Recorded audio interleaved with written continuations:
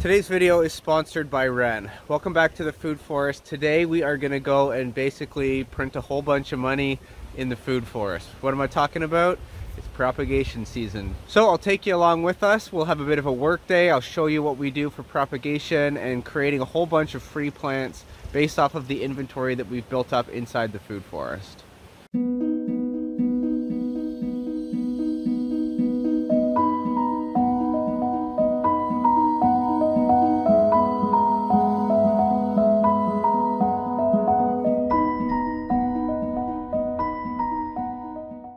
Now, as for tools, I've got my root buster shovel.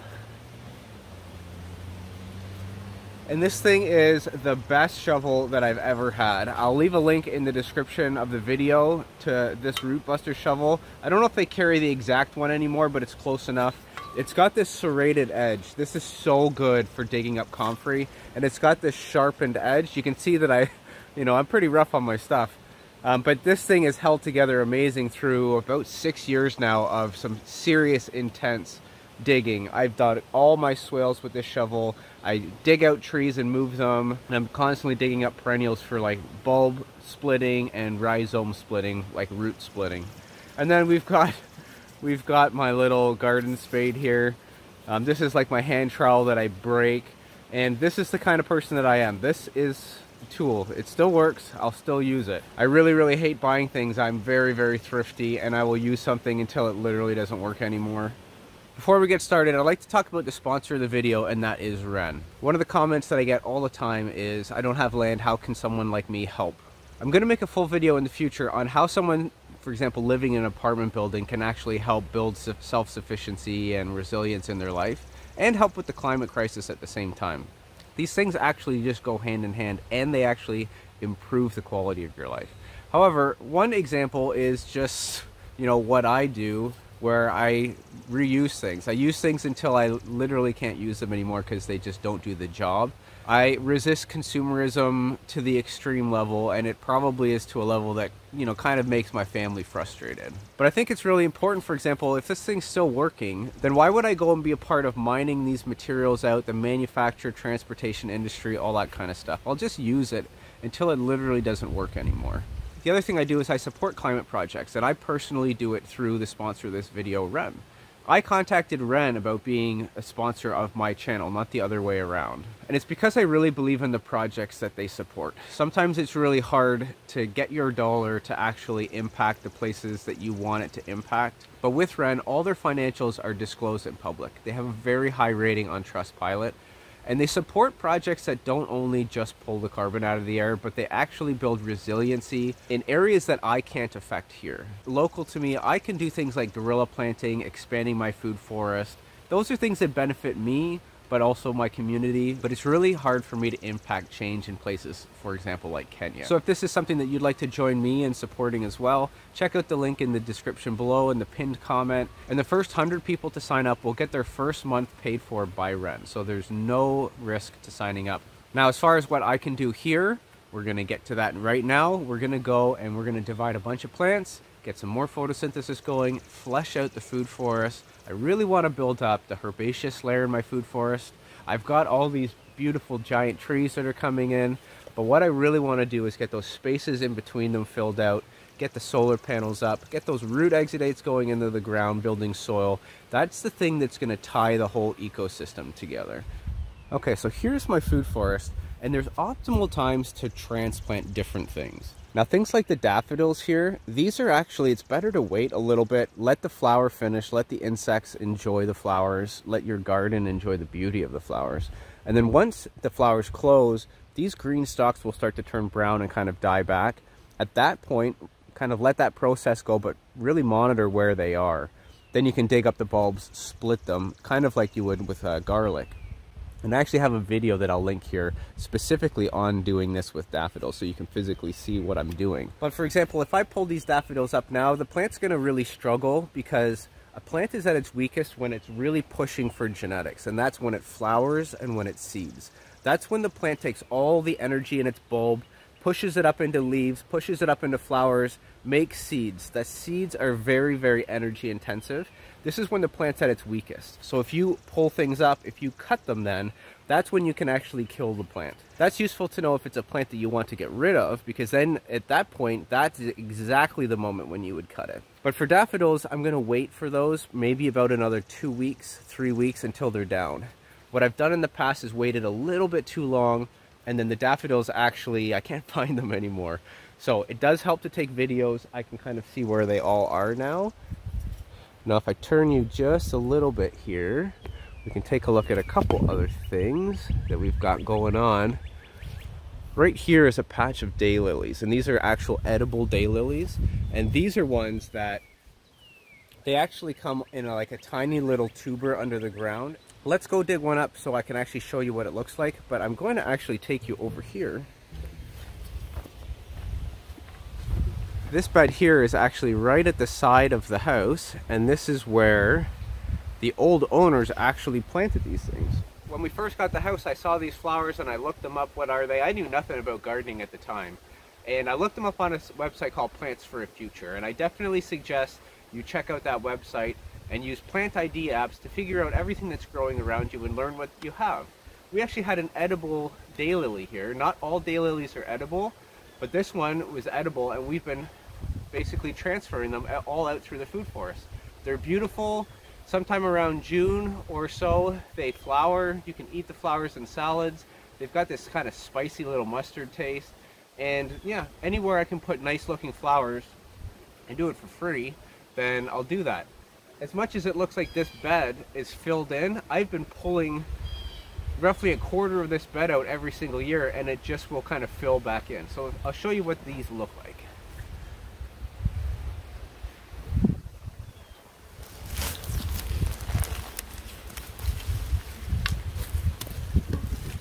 So these are what they look like, and you can basically just kind of tease these apart, split them out, and then each of these can be planted. I got another clump here that we can all propagate, and then we'll just recover and make sure that we have a couple of these things in that area. And then in that way, you know, I have a little hole, but this will be filled in next year, and I can take a couple patches from all around and get hundreds of free plants.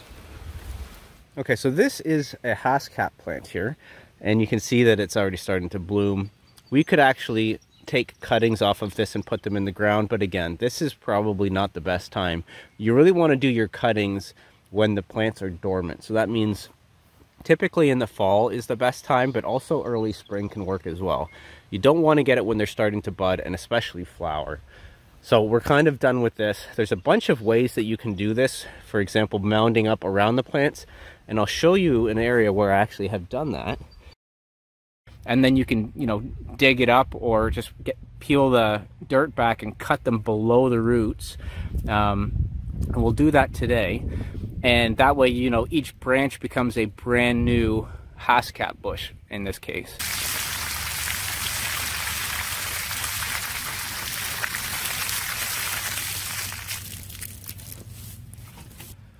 Okay, so one, that was cool. Wasn't that a cool experiment on showing how roots hold hills together and prevent erosion really well? And so we'll go get this in the ground. This one will definitely do good. So I'd probably turn one plant into about 5, maybe 4, because maybe 1 won't make it, maybe 2 won't make it, but still enough this year. So I think next year I'll go like a solid 2 feet stool mound. But this one's still great. Like, this will be a great healthy plant. And here is that actual cutting today. So yes, it absolutely does work.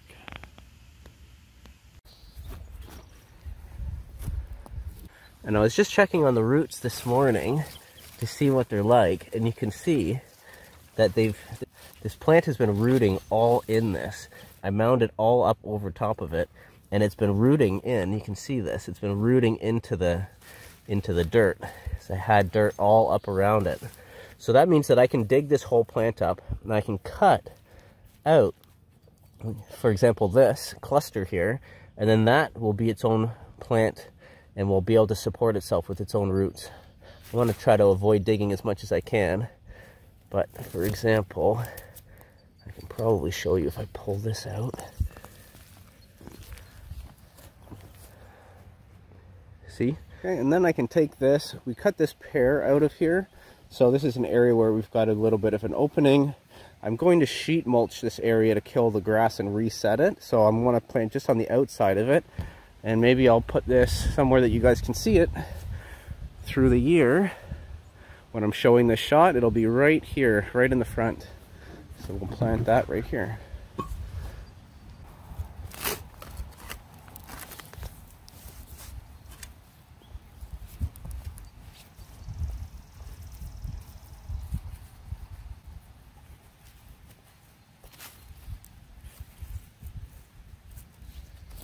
There, and just like that, I've just created a whole new plant in about 5 seconds. We're gonna go do a whole bunch of that. The other thing we're gonna do is this. Let's actually, why don't we just dig that one up right now? It's kind of perfect. Now, comfrey, you want to really do it in the fall. And the reason you want to do it in the fall is because it'll give the plant the longest amount of time for the roots to grow until the summer warm weathers hit. But we were really busy in the fall and didn't do it. And now is also a good time. Comfrey is one of those plants that's just kind of bulletproof. You can do things a little bit suboptimally and it'll be totally fine. And you can see we've got some daffodils here in the back that I don't really want to damage too much. So we'll just do that. And we'll carefully tease these out.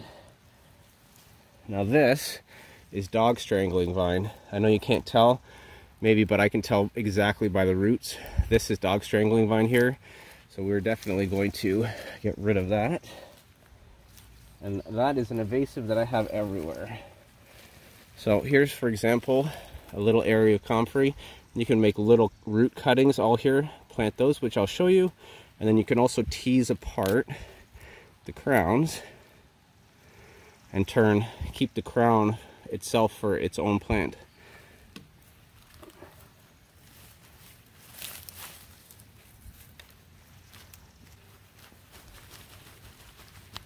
Now for comfrey, when I dug this up, I severed this root. I severed these roots by cutting. So I don't necessarily need to worry about leaving a plant here. I'm not going to replant one here because I know I'll probably get like 6 or 7 coming up in this area. So I'll just put this back. I'll get rid of another dog strangling vine. And then I'm going to re-wood chip this area.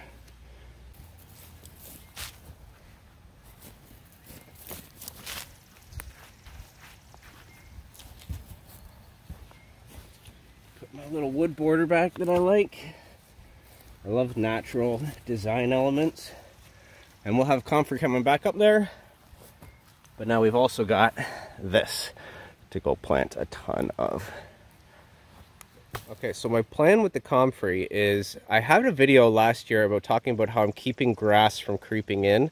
And it's because I put comfrey basically every maybe 6 inches or so all along this border.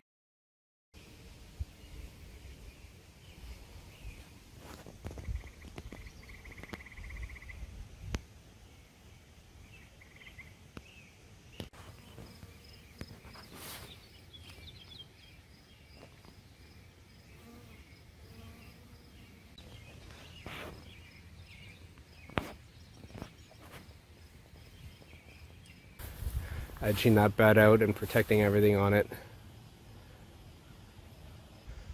And you can see it all starting to pop up. And that comfrey creates a giant underground root wall.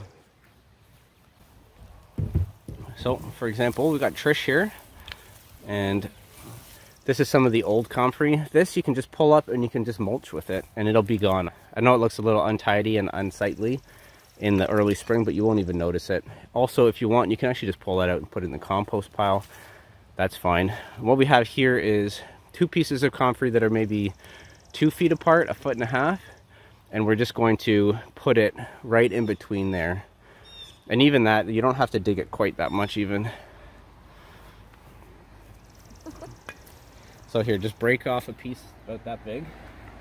Just the root? Yeah, just that, and then just put that sideways in the ground, about an inch below. Seriously, just the root? And then cover it. And that is going to be a new comfrey plant. It is literally that simple. So I just broke off another piece. This is just totally fine as well. We'll move a little further here. And it's literally this simple. That is all you have to do. So what we're... Yeah. Why do you have to put the actual plant? Because it's just, it spreads by rhizome, it spreads by root, and that's it. So you'll see here, for example, we had a little bit too much space coming in, and you can see that the grass sent a runner in here. And if I actually, this is Bermuda grass, it's really fun stuff. And if I actually pull it up, you'll see the runner. You'll see the runner kind of going all in there. And I want to get all of this out. Do you see it? This is how it creeps in. It sneaks in through the little wall. So our strategy, and it has worked incredible, is you make it try to squeeze through that. That is an underground wall of roots, and the grass just can't get through there. But we didn't do them quite close enough. You really want them within a foot of each other, because you just want a non-stop barrier of this edging the border of your gardens. These are pretty close. So you can really see it's grass and then that comfrey border and then food forest. So it's working really well, and this has been for about 1.5 years. So we're just going to flush this up, and then we're going to extend it all the way down around here, because we're starting, especially between these two maples back in there, we're starting to get some grasses creeping in. And it's because I ran out of comfrey roughly around there last season, and I just ran out of time. I forgot to do it, and then, you know, other things pop up, and I never continued that. So I'm going to continue that. The other thing is it looks really, really nice.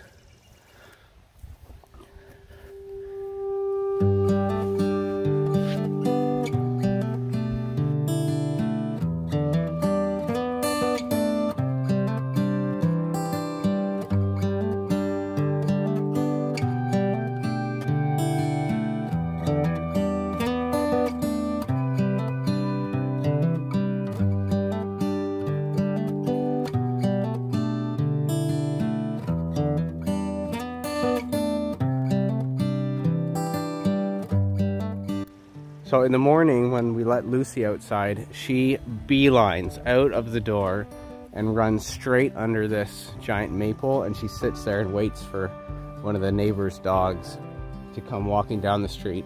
It's her favorite spot. You can see she's just worn a path out there. So I think what we'll do is we'll listen to that. We'll listen to this is where she wants to use our land. We'll keep this area clear, that'll be a path, and we'll border the sides of it with comfrey to actually make it look, I don't know, a little nice, and kind of fill the space in and give it some definition. So we dug up another one, and you want root cuttings that are about half this. So this will be 2, this is a good one here, and ideally you orient them the way that they were on the plant. So if you can figure that out, then you'd point them facing the same way. If you can't, then put them horizontal under the ground. But this is what, like, I don't know, a few hundred plants probably, maybe 100 plants at least. Yeah, a good 100. This is what that looks like. We'll be able to take tons of root cuttings from this. Literally just, that's a plant. That's a new plant. That's a new plant.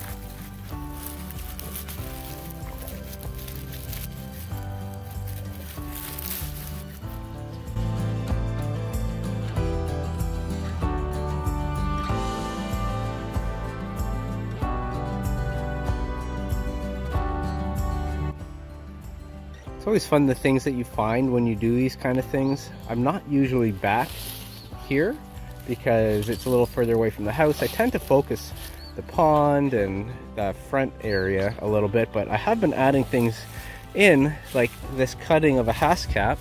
I remember putting this in maybe 2.5 years ago, and it's really doing well. Look at this. It's doing fantastic. We've got another cutting over here that's doing well, and then we planted a bunch of comfrey to border this because basically I was thinking we might want to use this as a walking way through this area, so we bordered comfrey on both sides there. And one of the things that I did notice when I was in here pulling back some of these leaves was tons of mycelium. So we've got mushrooms that I've plugged in different areas, and they're starting to really take hold and spread. Look at this. So this is another thing you can transplant right now. I'll just take some of this. This is a nice big clump of it. Bury it. And that is it. Simple as that. So that'll spread through this whole area underneath the apple tree, and I'll have another spot for getting mushrooms as well. So last year I dug up some asparagus. We've got our asparagus way over there in beds next to the truck, and I wanted to get more spread into the food forest area. So I did, again, a comfrey wall here. I've added more in to stop any grasses from creeping in. But then last year I plugged in some asparagus crowns that had started to kind of spread from our main patch. You can see that we've got some new asparagus. So this is another thing, you'll just have a patch of asparagus and you'll just see one popping up over there. So you can kind of dig it out and transplant it. And then asparagus really does spread.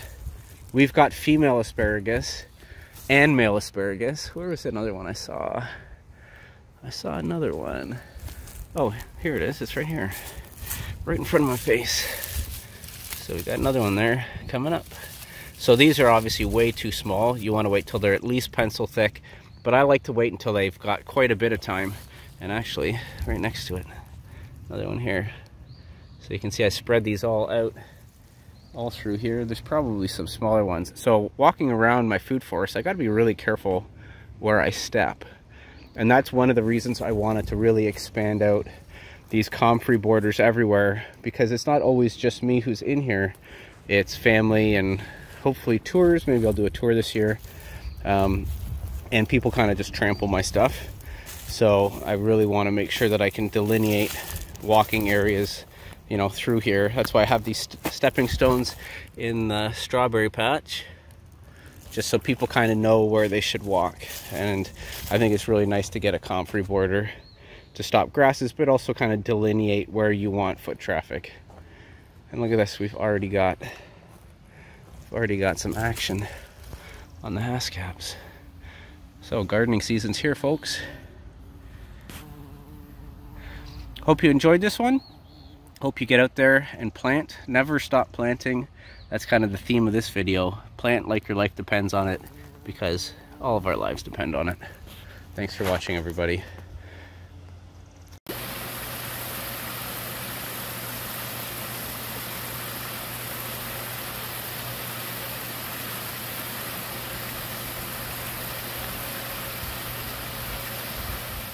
And if you like this video, consider supporting us directly. I don't typically mention this because I find it irritating, but if I don't tell you, you don't know about it. You can support us on Patreon or the YouTube membership program below. Patreon's a little better. They take a bit of a smaller cut. See you on the next one.